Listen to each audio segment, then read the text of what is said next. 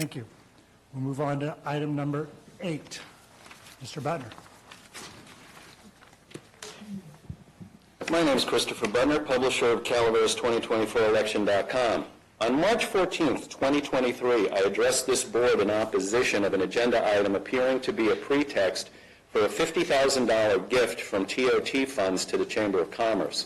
I voiced my staunch opposition to the outlandish proposal because the evidence led to a deceptively worded agenda item and credible allegations of backroom dealings between the Board of Supervisors and Chamber leadership.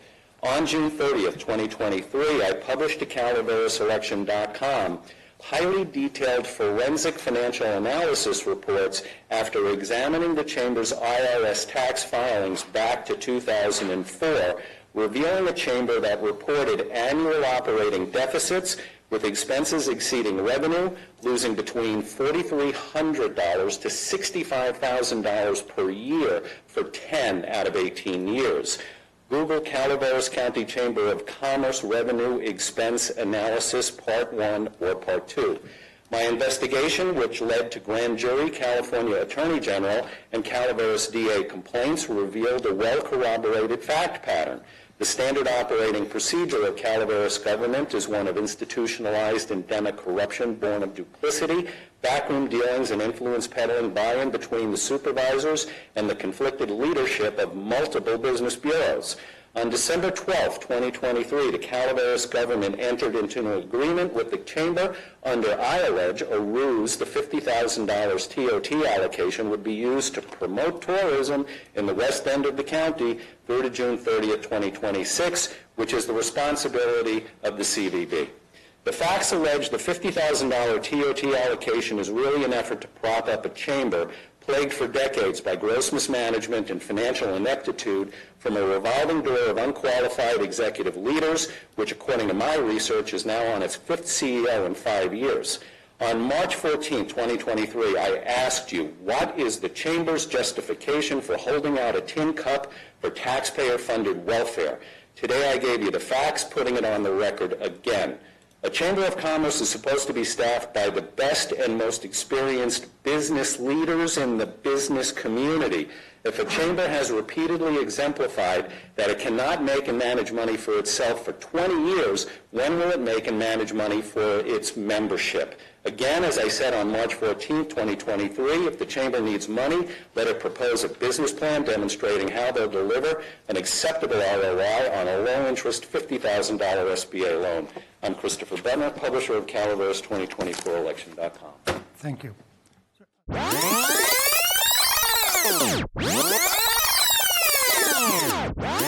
All right, welcome back. We are on item 26. Item 26, informational item, administrative office, receive an update from the Calaveras County Chamber of Commerce. Ms. Sparks, welcome. Good day to the honorable members of the board. So thank you for the opportunity to present. Is that on now? You're good. Okay. Thank you for the opportunity to present. I'm here to provide an update on how the transient occupancy tax funds have been utilized by the chamber since the start of this year. So we've put a lot into using these resources, thank you, in order to benefit local businesses and the community as a whole. So I apologize for not being the best public speaker. I am excited to share what we've done and where we plan to go with all of this. So kind of going to the overview here.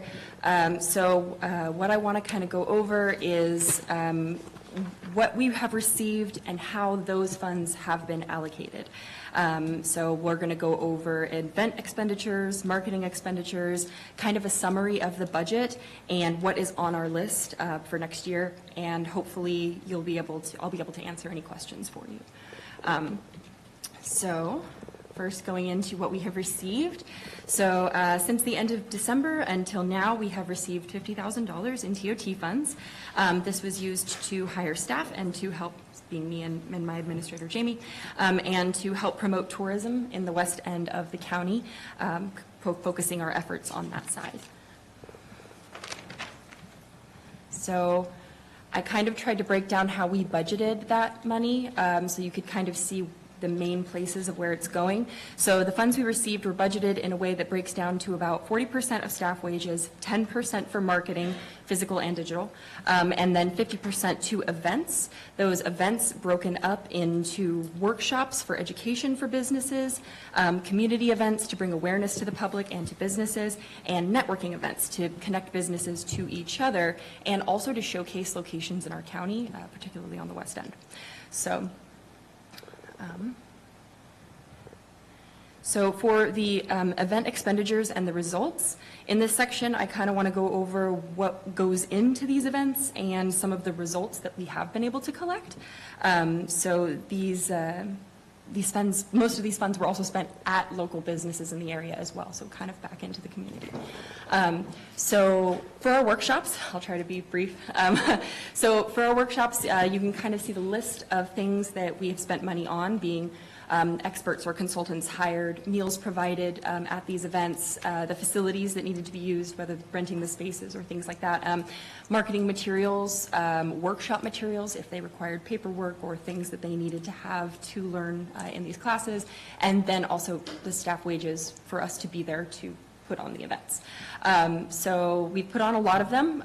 We've done 13 specialized workshops that were 2 hours long each, focusing on a variety of topics, and they've accomplished a variety of things, whether people getting help with their QuickBooks, businesses becoming certified for California, people learning digital security and finding out how to get access to capital, all into working Canva, everything like that. So this is an estimate because it's, I tried my best to remove duplicate attendees, but it's an estimated about 206 attendees for these workshops, which averages out to about 15 per workshop, but it was actually somewhere smaller and somewhere larger.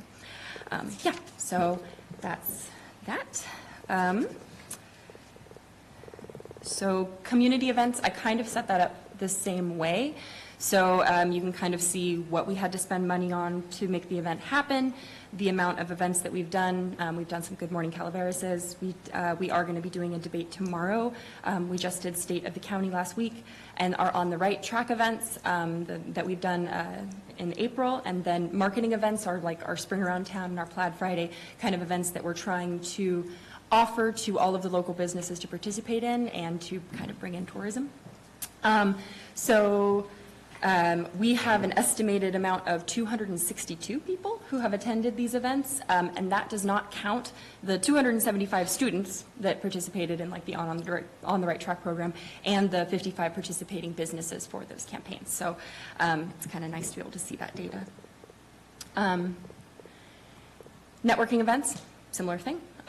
What we spent it on, the amount of events we've had, and then our attendees. We've had this is an estimate of about 368 people that have attended these events. We tried to focus the locations more on that West End to kind of pull, and also in doing so, we brought in other counties as well. So, when we did it at La Cantena, we did it with Amador. When we did an event in Copperopolis for that after hours, we also brought in Tuolumne and Amador, trying to just show that we're all really close together. We could be working together and kind of cross-promoting and kind of showing off the hidden gem that is Copperopolis and things like that. As well as Clondare Vineyards, which was new. We did do an event at Harrah's, which is technically Amador, but it's on that West End side, so we thought it would be a good kind of bridge between Amador and Calaveras. Here are kind of the approximate attendee locations. This is from the data that I could pull. I was able to kind of break down where people were coming from within the county. So you can see the top blue line, that is like the south and west end on each of these items, and then the darker blue is, northeast end, and then anything orange is like people coming from outside, like Tuolumne or Amador. So we were kind of able to see that our community events, it kind of fluctuates a little bit, but we are seeing cross, people from both sides coming together and both attending these events relatively equally. It's just kind of nice to be able to see that. May I? Yeah. That last graph, Yes. you're showing community, and these are this would include people attending Yes. and actual businesses within our county. You're showing it on the north and west end. Yeah, kind of like That's- southwest, like Copperopolis, and then northeast, kind of, Angels Camp and up there. It kind of broke it down like that. Well, okay, so you, Or- Copperopolis and what, Valley Springs are? Yes, Yeah, Valley okay, Springs those and together, San so- Andreas, kind of, Right, yeah. Right, so the majority of the community's there, but most of the workshops and the networking ends up on the other side of the county. But these are attendees, yeah, the people who come to the networking events, yeah. Okay, gotcha. The people who are attending the networking events are coming mostly from the north, I mean, by a small margin. They're coming more from that side, but, Okay, gotcha. but they're coming to the, Just trying to the west end. understand Yeah, exactly what absolutely. you're trying to portray. Sorry, Thank you. yeah. Yeah, so each one broken down like community events, workshop events, and networking events, and then you can kind of see where people are coming from for each of those categories. Does that answer your question? Okay, cool, yeah. Okay, so then marketing expenditures here. So in the marketing section, we're going to go over kind of what our marketing budget, I guess, pays for, and how we budgeted it and what we spend it on. So here you can see these are our local and neighboring outlets that we used. A lot of physical materials, newspapers or ads, things of that nature. So we've used Valley Springs News to CCTV, Mountain Merchant even is a new one that we started using, and Ledger Dispatch, things like that. These marketing outlets were used for events that promoted local businesses like Plaid Friday, Spring Around Town, Shine and Dine, as well as, events that the Chamber is putting on, State of the County, Good Morning Debate, and workshops as well, trying to spread the word about educational content out there. So just to kind of briefly, I'll try to do this fast, to go over our social media. I know I kind of talked about this in my last presentation, but I kind of wanted to go over how we've been shifting a little bit. We've started using a little bit more paid advertisements with social media just to increase the reach, and it has increased some. We've seen some significant increases, especially with Facebook. All of the things that we market for, you can see here, these are the locations, whoops. So now first to go with followers, you can see where our followers are coming from. It seems that the, Valley Springs is our top user for Facebook, and then Murphy's is for Instagram, but you can see it's kind of balanced between both East and West End for the most part on both platforms. The ages are a little bit different. Instagram tends to be a little bit younger of a crowd, Facebook a little bit older. But yeah, it's just kind of nice to have that data to know where we're marketing to. And here it is. So this is what I meant with the reach, where we have kind of increased it with using paid reach since kind of taking over in January. You can see this is the whole year to date. So it has gone up quite a bit to 71.6% increase there on our reach for our posts. So that is, we have been targeting outside the county a lot in order to try to bring people into the county for things like, lumberjack days and, gravestone, things like that, trying to push that information out so that way people come in. Yeah. Similar with our email and marketing. We use a few different platforms we've used in the past and still use to do email marketing. So our two most common ones right now are the Chamber website and Constant Contact. So we have about 3,800 email opens with our reports that we get, and for our website we're getting close to almost 5,000 unique visitors, which is pretty exciting. So it's increasing, constantly increasing. The more we've been pushing out, the more things have been kind of coming back to us. Kind of boring. This is the Constant Contact. You can see how many emails we send out versus how many get opened. They send us these monthly, so we can kind of see what our results are. So if people want to put their items in our newsletter, they are more than welcome to reach out to us to do so. Same with our website. We put all community events we can possibly find on our website, whether they're a member or not. It doesn't matter. We just put it on our website. And that's what comes to show here is since we have those unique visitors, when they're coming to the website and clicking off, we're able to see that a lot of them are clicking on community events, which is really exciting. And yeah, we're just hoping to continue that boost so people continue to send us their events and their flyers and things so that way we can advertise for them. Yeah, and then this is physical materials. So obviously, the average things to print: flyers, brochures, tickets, coupons, schedules, awards like scholarship awards and other physical awards, workshop packets for when workshops happen, the types of events that they, are used for, paper stuff mostly. And so here I kind of did a marketing breakdown just to show how that cost works. So of that part of the chart that is marketing, this is where those things go. About 15% to local outlets. It made it to about 16% for our newsletter, about 13% for social media, and about 55% of it is spent on physical materials. Yeah, and so kind of a summary of spending of how we've done it so far. Kind of broke it down into those original 3 categories we saw kind of on the first pie chart. So the budgeted is that's the gray, that's of the TOT that we have budgeted for things like events, marketing, and staff. And then the dark blue is what we have kind of spent of that money on our events that we have done thus far. And the orange is what remains for the events we have for the rest of the year and other things that we have planned. Does that make sense? I know the color ones are a little weird. Okay, cool. Yeah, so to show what's next and what we will be spending that remaining budget on. So besides the debate that is tomorrow, we also have the Chamber Summit that is coming up. This is a way for us to kind of connect with other chambers who are also in rural communities, and we are also opening the doors to some local businesses and things as well who want to get more involved. It is occurring in Copperopolis and bringing people from all over California, so even people from Southern California are coming up for it. So we're using the event to promote Copperopolis businesses in this way.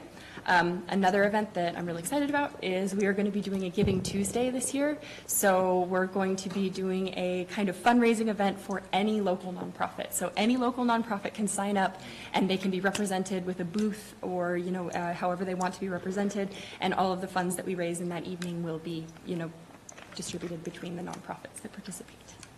So I'm really excited about that one. It's happening in McCollum Health too. Yeah, and just upward, some marketing we're planning. We have been working on our 2025 calendar. These are kind of the things that we have set out already, kind of placeholdered into our schedule. I'm really excited about things like the Business Watch program. It's like a neighborhood watch, but for businesses.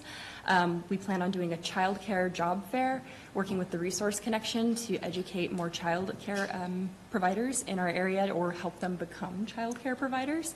And of course, On the Right Track, Giving Tuesday, things like that. Other things we're looking forward to doing is the directory, getting past those technical difficulties, but it will be coming soon.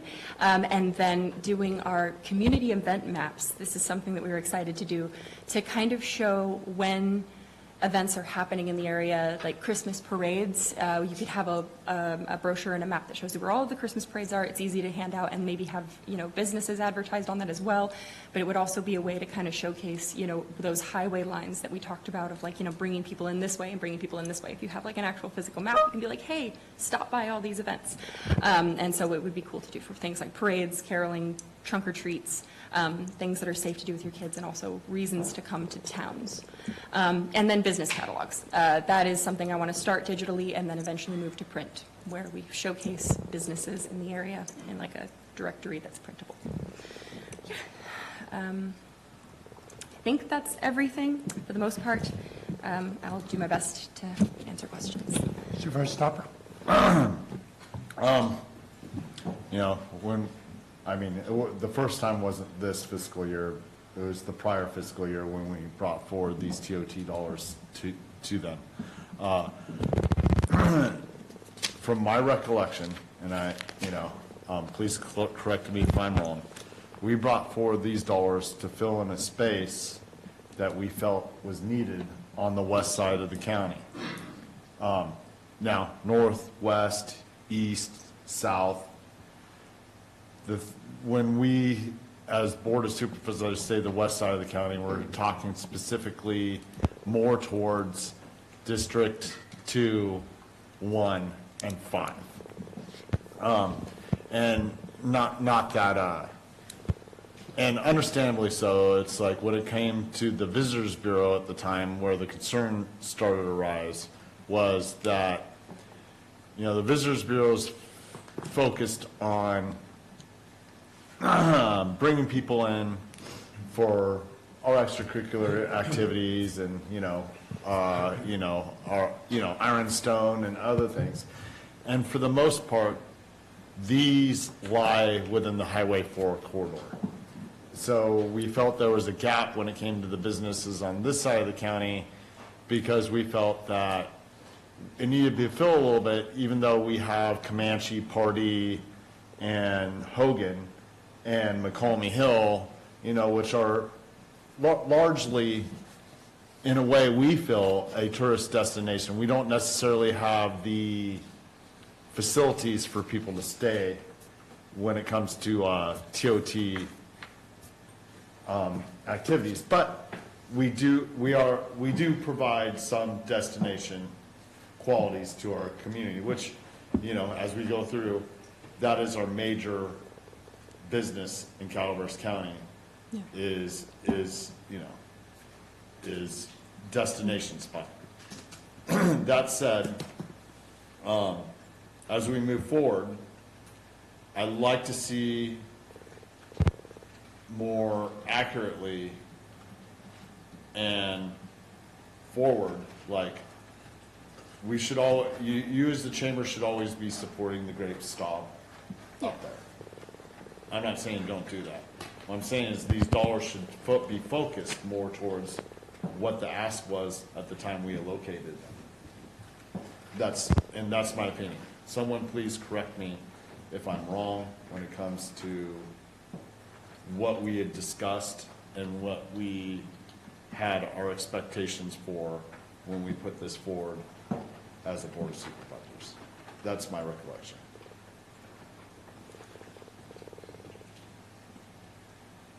Other questions from the board?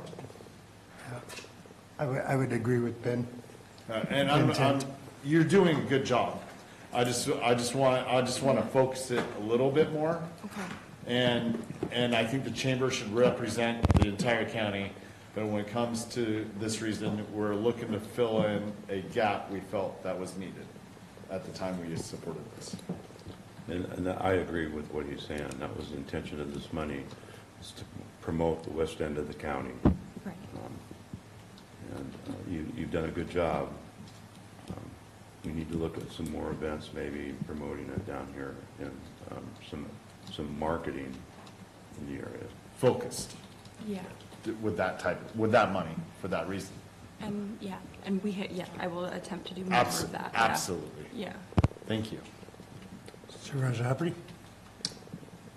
Hi, Rachel. Can I ask you, Sherry and I were the ones that started the Rural Chamber Summit. Did that title change? Is it still the Rural Chamber Summit? It is the Chamber Summit that is now bridging the gap between rural and urban. So it has a bigger umbrella and bigger, yeah. When are you holding that?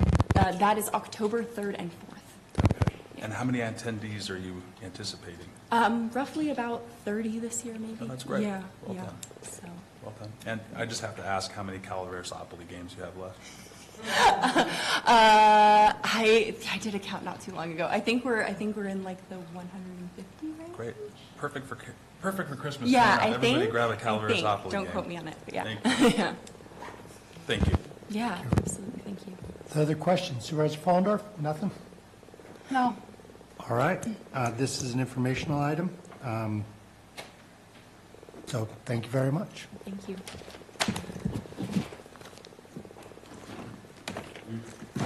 I do appreciate the work you've done. And, as we move forward, we can be focused better.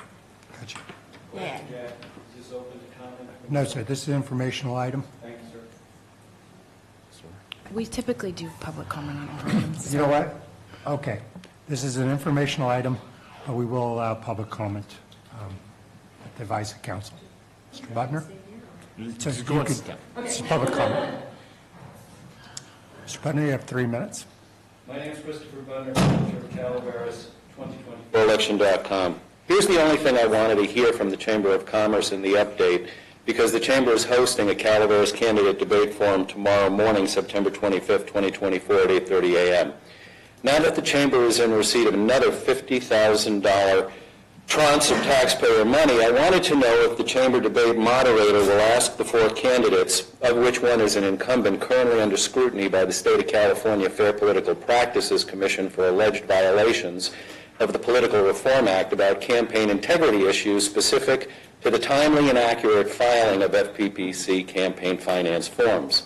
My allegations of campaign finance violations presented to the FPPC against 2 of 5 Calaveras supervisors, Huberty and Follendorf, have both been upgraded to commission-initiated complaints, triggering state cases currently open, investigating their suspicious campaign finance filings. Supervisor Tofanelli is subject of an FPPC complaint for allegedly falsifying the claim of a late filing being an amendment to a non-existent prior report, additionally alleging he committed perjury by claiming his late filing to be an amendment to a non-existent prior report. Supervisor Stopper is the subject to an FPPC complaint for alleged violations of the FPPC's campaign disclosure provisions of the Political Reform Act for allegedly not filing termination forms for his 2018 campaign committee, no filing Form 470 office holder and candidate campaign statement short form for 2023, and failure to file Form 497s for 2 labor union campaign contributions to his 2018 campaign. Now imagine if the FPPC should convert the remaining 2 complaints against Supervisors Tofanelli and Stopper into active state cases for campaign finance violations, making the majority 4 of 5 Calaveras supervisors concurrent subjects of active state cases for campaign finance violations, thereby potentially rendering the Calaveras County government invalid or illegitimate. So here's the question.